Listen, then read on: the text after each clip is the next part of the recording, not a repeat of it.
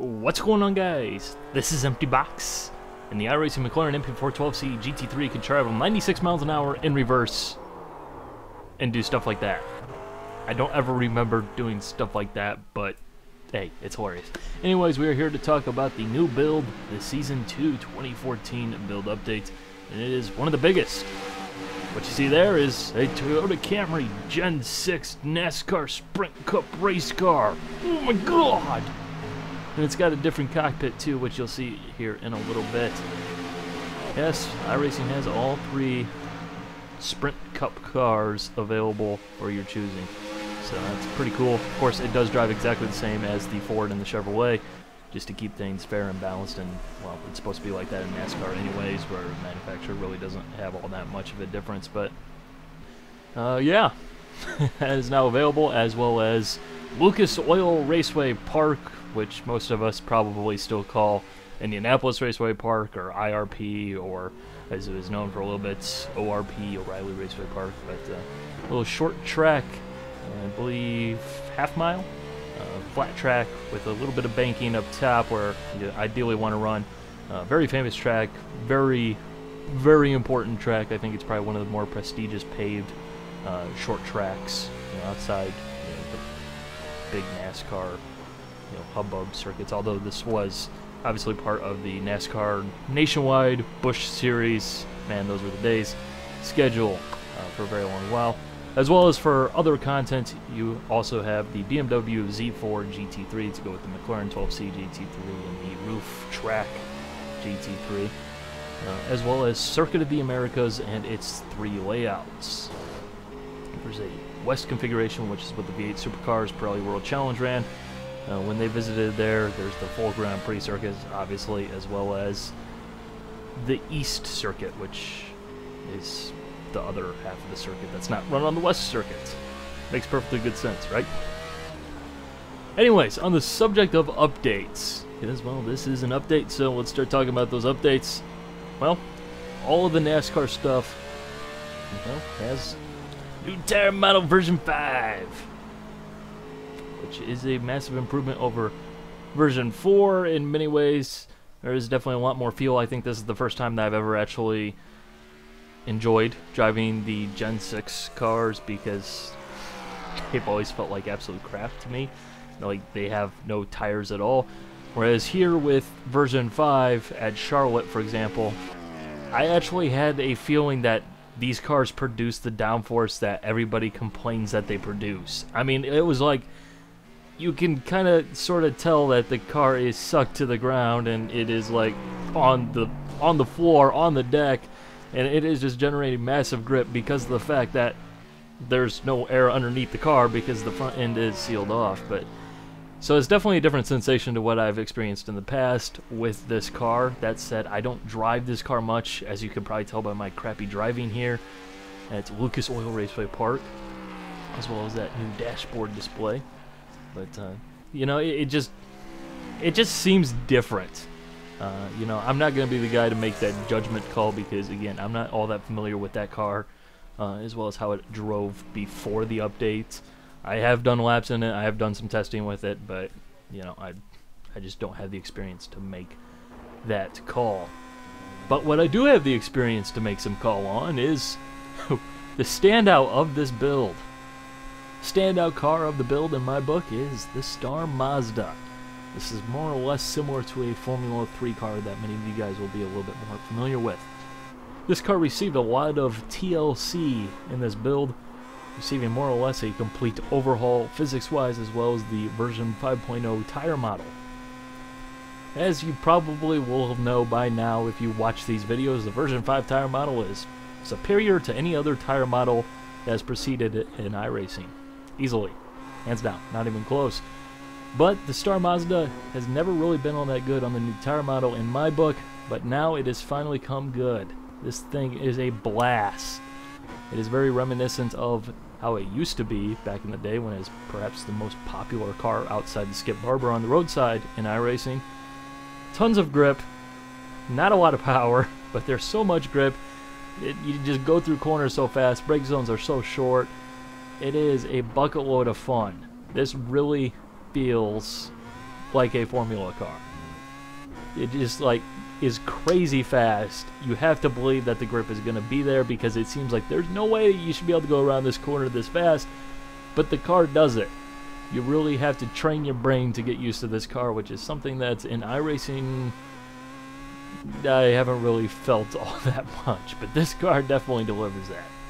Part of the update physically was not just receiving new data, but as well as the new for iRacing multi-way adjustable dampers. This essentially allows us to better set up our cars to handle the track. It's more or less more detailed modeling, more detailed setup. It's not a huge change, but it is definitely an improvement. This allows us to control the high speed and low speed damping, both compression and rebound. Some people might be thinking high speed damping only happens above 95 miles an hour or something like that, and low speeds below that. That's not the case. What that actually means is low speed damping is how the damper is going to react, how it's going to be controlling the spring, and slower movements such as body roll and cornering forces in general, as opposed to high speed, which is things more like bumps and curbs and sudden movements. So there's a difference. It allows us to better control the car and the setup. Not really a massive change again, but it is definitely a change. It is a step in the right direction because that was something that was needed. Something else that was needed, maybe, depending on what side of the fence you sit on, traction control. Yeah. Traction control is, well, obviously somewhat controversial because as sim racers, we don't need no stinking traction control, is what we say, even though traction control is a thing and it does exist, and the cars do have it. The real pros use it when they can, and I don't see how it's such a taboo subject. But anyways, what you're seeing in the background is some testing with the HPD, which has received some version 5 tire model love at Okayama, which is one of those slippery Japanese tracks that's really twisty, low-speed stuff that the HPD previously would go, holy crap, I can't go 50 miles an hour, but I can do 150. Yeah, this track was always very difficult in this car. It is a lot easier now, as you see me running without traction control. And at the start of the next lap, I'll turn traction control on. This is something that you can control from inside the car, and it's only available on cars that actually have traction control. Seems pretty logical. You're not getting traction control for your Lotus 49 or anything like that, but if you're running a GT3 car, for example, you will have traction control available. There are multiple settings, and it does depend on which car you are running, but every car has, well, at least 2 settings. There's one, and then there's more than one. Setting 1 is traction control off. Anything more than 1 is traction control on in various steps. For example, the HPD here has 8 steps available. 1 is off, 8 is absolute maximum traction control. You see me here, I just flipped on the traction control in the HPD. You see the little red box pop up. It tells me what setting I have it currently set to. It's the little red-orange LED at the upper left-hand corner of the display. Going through these tight, twisty corners, I felt a little bit more confident. I was just doing some timing with the Delta display just to kind of see how it falls.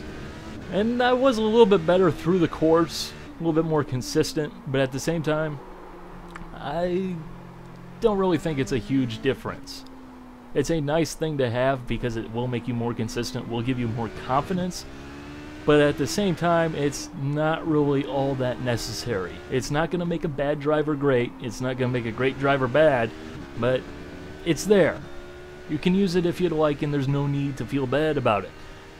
Now, relating to stuff I'm a little bit more familiar with and can drive a little bit more competently, GT cars, things are the same, but slightly different. Traction control is, of course, more forgiving, easier to drive, safer to drive. For a lot of people, this will probably be the way that they choose to drive the various GT cars because, well, it is easier, it's more predictable, and it's less difficult. But at the same time, I've noticed that I'm roughly about 2 to 3 tenths of a second faster per lap with the traction control off. It allows me to better, put the power down coming out of the corners, as well as rotate the car a little bit better through the corners. So it's how I choose to run the car. However, early on in a stint when the tires are cold and not up to pressure, I've turned on a little bit of traction control just to give me that extra confidence, get the car through that stage, and, you know, give me a lot more control, because that is when it's easiest to make a mistake that you will basically end your race with. Once the tires get up to temperature, it's really easy to drive, and it seems like it's even more forgiving this build than it was previously. And I haven't experienced the same type of tank slappers that I was in the previous build, but, you know, again, we'll see how that plays out in the long run. I'm not going to make a statement on that right now. So it does seem like traction control is a little bit slower in these cars, but at the same time it is more forgiving. Question becomes, what are you willing to put up with? Which I think is the way it should be. I like that type of balance between running with the easier traction control and running with it off, but potentially having more performance. So as for the BMW and Circuit of the Americas, well, let's start with Circuit of the Americas. It is, of course, another high-quality iRacing track. Yeah, that's all I'll say about Circuit of the Americas, because if I told you my opinion on this track itself, a lot of you guys would hate me. But iRacing has done a very good job, once again, of recreating this thing virtually. As for the BMW, well, it's definitely unique in the GT3 ranks. I think this is a nice addition to the series. In the first 5 laps, it definitely does seem to have a good bit of understeer, as things aren't up to temperature yet. But once they do come up to temperature, the car becomes a lot more neutral, a lot more balanced. That said, the McLaren does seem a little bit faster to get onto its pace, although in my experience, lap times have been very, very, very close. I'm within a 10th in either car, which I would consider more than good enough balance and performance, if that is, you know, what everybody is seeing, which, you know, it seems like a lot of guys are kind of in that general region where it's pretty close. I think it's going to be an improvement over last season. Sounds are fairly good. They're not the best, but, well, they're better than I think a lot of people were expecting, considering they recorded the Z4 GTE, which, sadly, we didn't get that car, because that car just sounds so freaking good. This car, it sounds good, but it doesn't sound that good. But it's not that bad, and we'll put up with it. Traction control sounds, unfortunately, you're not going to hear that at all in this video. Or maybe I'll just do a trackside lap later on. I think I'll do that. They sound cool, but at the same time, there is a little issue in the sense that every car seems to be using the traction control sounds from the Z4 GT3, which sounds really out of place in something such as the McLaren. Just sounds goofy. Doesn't really make sense. But, well, it's better to have those sounds than be like, is traction control on or traction control off? So, yeah. There's that, as well as public service announcement. If you are going to run with traction control, make sure you bind a key to traction control override. This will allow you 5 seconds of no traction control, just at a push of a button, which allows you to spin the car and do 180s and donuts and everything like that, which if you do spin out, you will really, really, really want to have that. Otherwise, you'll be trying to figure out why in the world your car just won't spin, why you can't just dump the clutch and get wheel spin. So make sure you bind that button. Hope you guys are having fun. Really, this build has improved iRacing. Oh yeah, paintable wheels, but you guys probably already noticed that. Woo, yeah!